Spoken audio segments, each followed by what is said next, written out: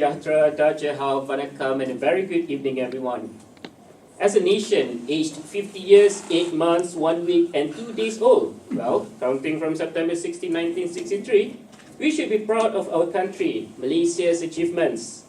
Although it is still a long way to be a mature democratic country, we have established quite a stable nation. Everyone agrees that democracy gives the ultimate authority to the people to elect their own representatives into the parliament, to fight for their own causes, and also to fight for the betterment of the country. Realize it or not, Malaysia has been having 13 general elections so far. With the changing voters' demographics in the last 13 general election, which saw more young voters, I strongly believe that it is time for the young generation to be heard. Therefore today, since we are joined by two young politicians whom I can call Abang and Kakak instead of Pakcik and Makcik, I would like to talk about the importance of youth political participation and what our aspirations are.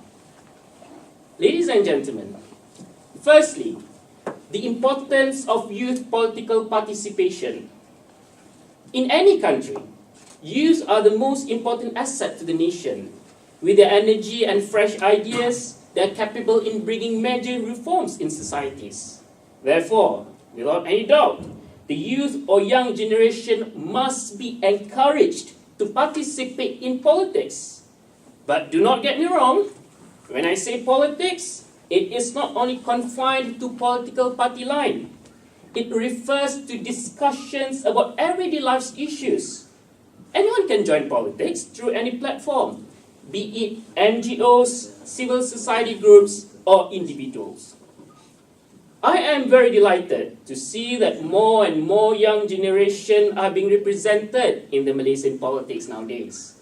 I believe many youth, especially mahasiswa or university students, are engaged with issues in the society, but they are often restricted by the universities.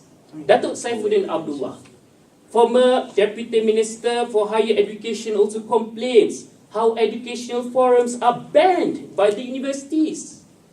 However, I salute the mahasiswa for their passion to make changes.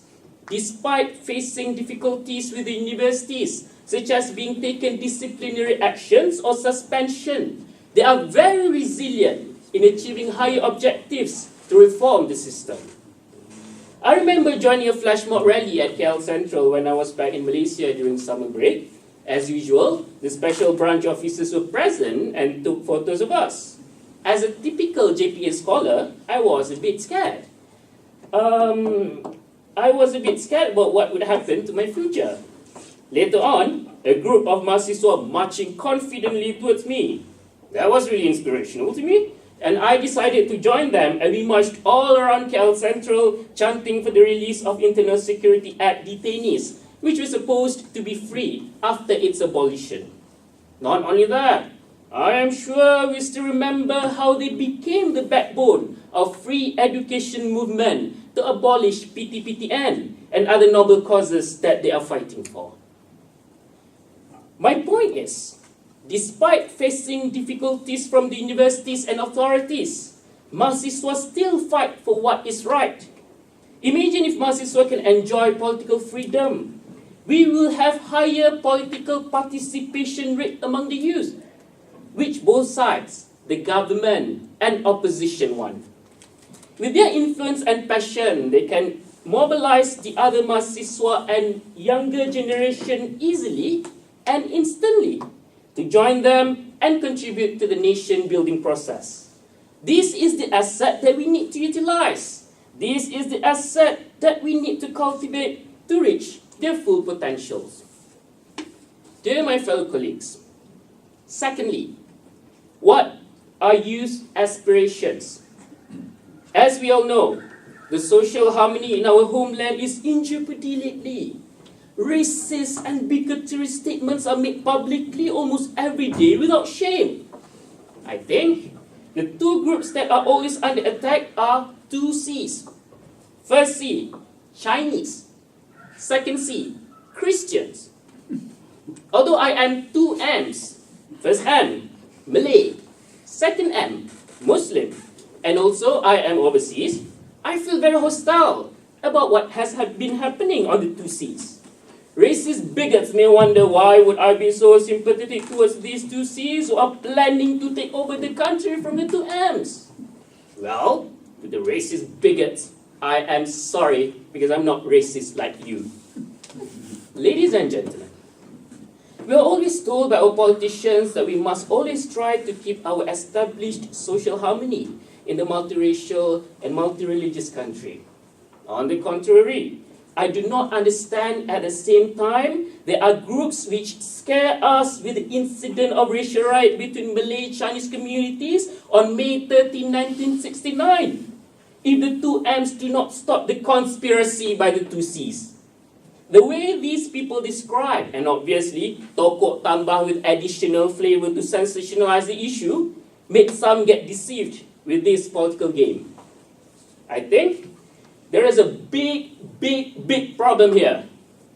The younger generation who was born and bred in Malaysia cannot understand what sort of conspiracy that these certain older generation are talking about.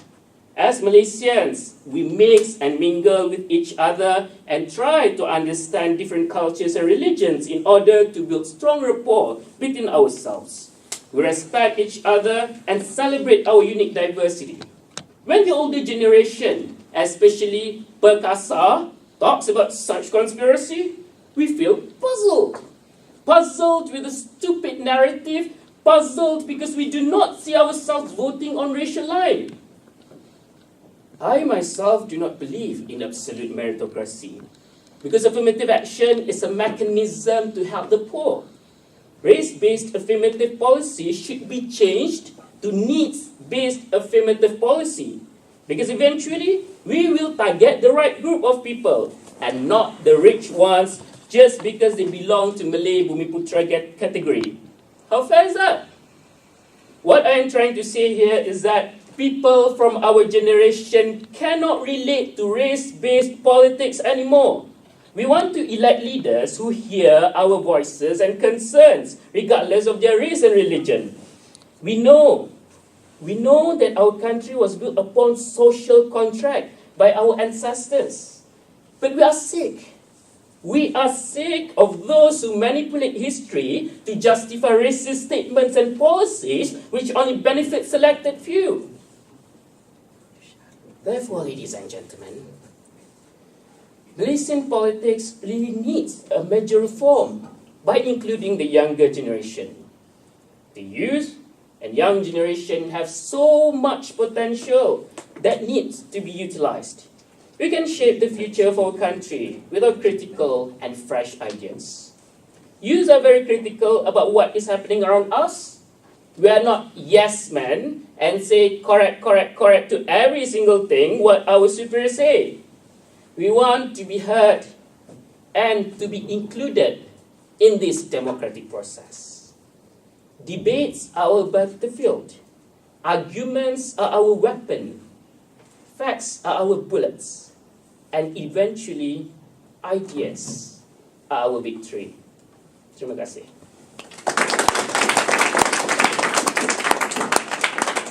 Now we would like to direct the Q&A session to the floor. So for anyone who is interested, please raise out your hand and I will call your name if you are appointed. Alright, we will start now. Anyone? Yep. Hi, I'm Sophia. I'm from across the causeway. As a person who's both minority in terms of ethnicity and gender, what have been the most significant points of that being both a challenge and both a benefit in your experience? I mean, you've already mentioned some parts of how being a woman has its benefits, but are there other instances where that has really been challenging for you, being both double minority? Yeah, I think because I'm a woman and I'm made speaker, so that created a lot of excitement among the young people. And that's good publicity for me. It's a plus point. But I think the challenge would be if you want to encourage young women to be in politics, when they get married and they eventually have children, they are restricted in a way in terms of the things that they can do. So for example, Nick has young kids, I have young kids, my girl is 3 and the second one is 1. But I can't go to Sabah and Sarawak to campaign like Nick. I just can't, because I somehow I'm the mother. I feel like I need to be with my kids when they sleep. So this is the first time I've been away, leaving behind my husband and the kids. So there's always a conflict within me. So I think that's the limitation, I feel, for being a woman in politics, is that you can't really go far geographically, simply because you really need to be around your kids. And that's a conscious decision I made, to be there for my children. And so, yes, as a woman, you do get a lot of attention in because of the gender. Nowadays, if you're the first mayor, first woman mayor, you're the first woman commissioner, things like that, people want to cover that. But with that also, you have the challenges at home. So really, if you're single and you're in politics, that's really, really a plus point, because single women can do 5 times, 10 times what I can do as a married woman. But thankfully, there's space for married women to still be involved in politics, and you really need to find a party that recognizes that. I'm so glad that I have a lot of young parliamentarian friends who are young parents. So people like Zairil K. Johari, Wong Chen, Rafizi Ramli. So everybody understands, and especially after they become fathers. You have Stephen Sim and Penang. After they become fathers, they say, hats off to all these women MPs. They just don't. The men cannot. They don't know how to even imagine what we go through. So in the beginning, the first few months, right, at night, you have to nurse your kid, you have to make sure they're okay, they wake up every 2 hours, and then in the morning you go to work, and then you come home and you just continue working. But for the men, you can just shut off at night and sleep. So that's all I can think about for now. I hope that answers your question. Yeah, okay. Okay, our Selangor speaker indirectly advised the ladies out there, never get married if you want to join. No, that's not what I said. Alright, any questions? Hi, my name is Lindsay. Thank you so much for sharing your personal experiences in your political career. I have a question regarding to the hudud issue, because now that PAS wants to implement hudud, then how would you see that this is going to affect your relationship with DAP and PKR? And or rather share with us, what do you foresee would happen next? Well, I'm from PKR, so I'm not from PAS. But I think our perspective, first is that, as Muslims, we accept that the Sharia is there, and hudud is part of the Sharia, and Sharia is part of Islam. So that, for me, is very clear. However, when you want to talk about implementation, there's a whole issue. It's a very complex issue, and there are issues of the constitution. There's issues of implementation. So for us. I'll be speaking on behalf of PKR, for example. Our issue has always been focusing on what we can do as a Pakatan coalition. And there's no use about talking about specific things that are still very, speculative. If we cannot address the issue of independent judiciary, the issue of fair the issue of basic justice. It's not there, for example, and equality of the law. You cannot have certain people immune from the law, for example, if you want to have a real fair system in place. So those sort of things, for example, are our priorities. And even in Islam, there are the issue of the higher objectives of the Sharia, the Maqasid Sharia. That about the protection of the faith, protection of property, protection of the various basic elements of justice. Those things need to be addressed rather than just going into very specific punitive aspects of the Sharia.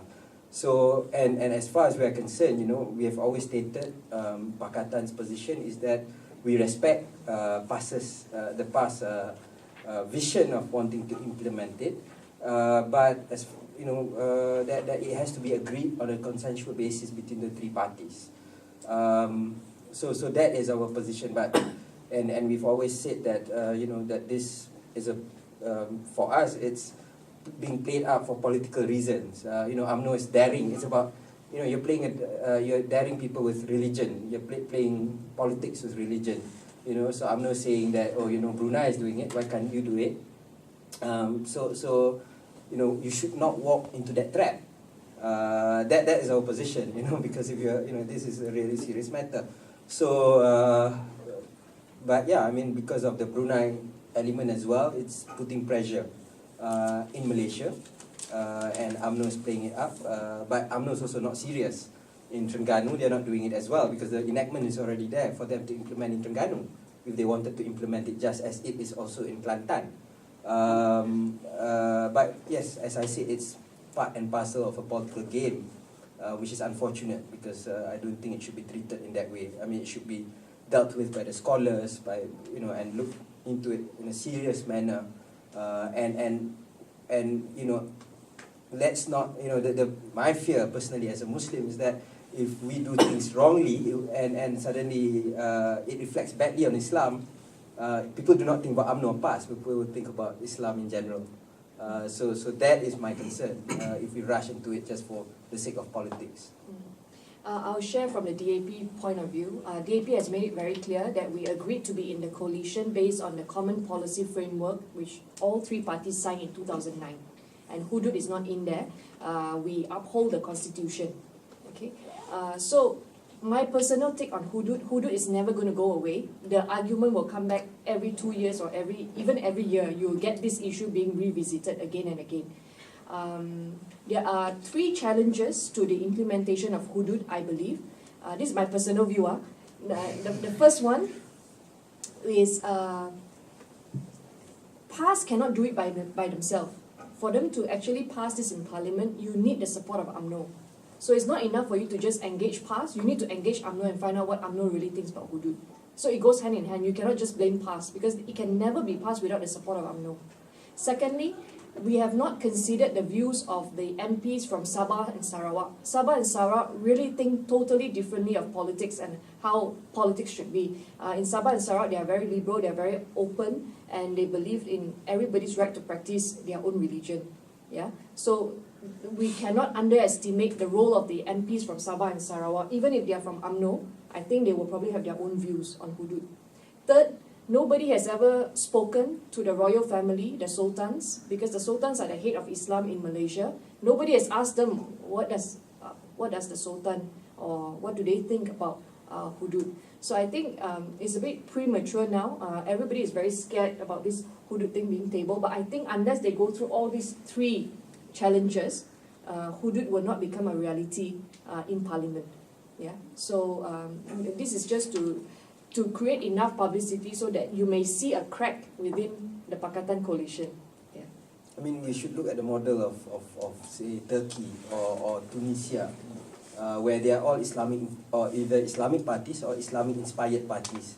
Even the Muslim Brotherhood under Morsi was not talking about implementation of the Sharia when they had that short time in power. In Turkey, the AK Party is very explicit that they are a faith-inspired party, but they are not religious-inspired.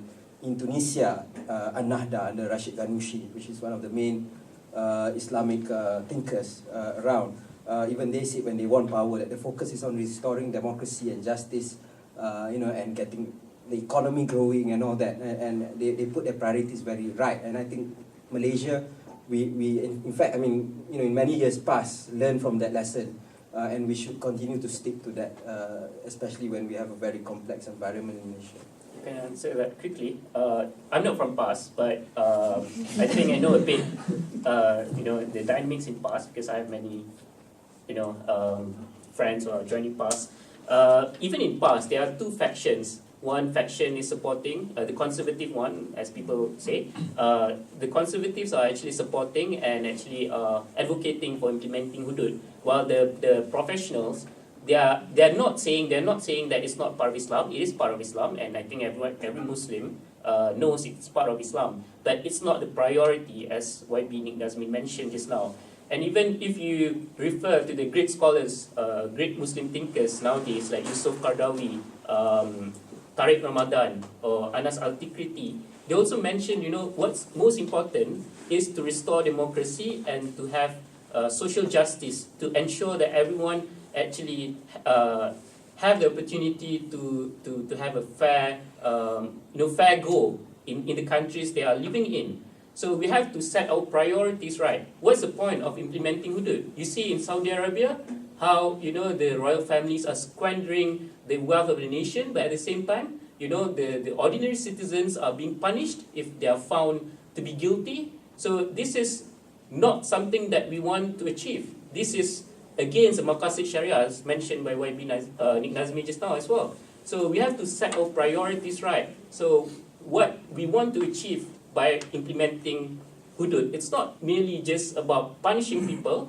It's about restoring democracy and social justice to everyone. So that's what I think. So even in past, there are people who support hudud and who do not support the implementation of hudud right now. All right, next question. Thank you.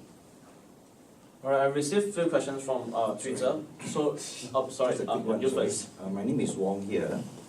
I'm actually here to visit my son. He's in ANU. So I happen to visit Parents' Day. Okay, from the Chinese point of view, this is the advice to Pakistans. Okay, if you really cannot stop us from tabling this hudud law in Parliament, I think the roads to Putrajaya for Pakistan is game over. Okay, this is the view from Chinese society. As I said, it's game over for Pakistan. I think second thing is why in 2013, before elections, PAS was campaigning for welfare states. Okay, after the election today, they are talking about hudud laws. So the non-Muslim, especially the Chinese and the Indians, feel cheated. Okay, I think this is a message that I'm going to convey to both TAP and Keadilan, because since PAS is in your coalitions. And then last thing is, as of today, why Anwar Ibrahim didn't voice out his view on hudud laws? He still, as of today, he still keep quiet. People want to listen to his view. He's the leader of Pakistan. Okay, this is my The first 1 and 2 points we will convey to PAS for you. Number 3, game over for Pakistan, I can tell you. Okay. No, we agree, and in fact we have conveyed to them as well. Game over. The only thing Too is sad that to sit. yes, I agree. The only thing is that PAS is not here today for them to answer. So, and I agree. I mean, in fact, we have made our position very clear. Pakistan as well. And even with Anwar Ibrahim, he has actually stated repeatedly. But yeah, whether people want to play, it's up to the media whether they want to report it or not. But he has said it repeatedly on record. You can go to his blog. Even in 2011, I think, when some of the Sharia issues cropped up, he said very clearly that we respect PAS's goal. We recognize that the hudud or Sharia enactment has been passed in Kelantan and Terengganu prior to the formation of Pakatan. You cannot erase history. It has been passed. The law is still there. UMNO is also in Terengganu. UMNO does not have the courage, if they are so against or for, they are also living it in limbo, and so is it in Kelantan, partly because of the federal constitution.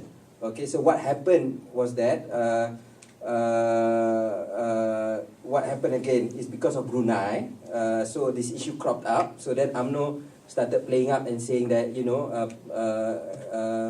what do you call that? Previously, you said that the federal constitution was barring you from implementing it. Now we will allow you to table a private members bill, and we can form. Then I think Muhyiddin said, let's form a technical committee and all those things. So they are just playing up. So again, they are not serious.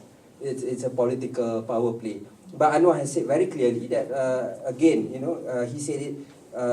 Again, similar to what we said, that sort of answer, because I think as per if you ask most Muslims, that is the sort of answer that Muslims would give, i.e. that is part of Sharia, and Sharia is part of Islam, but the issue of implementation, that's a very complicated issue, and we should focus on the more immediate issues of justice and all that. And as far as Pakatan is concerned, there is no consensus on it, and we will stick to a Pakatan policy when we come to power.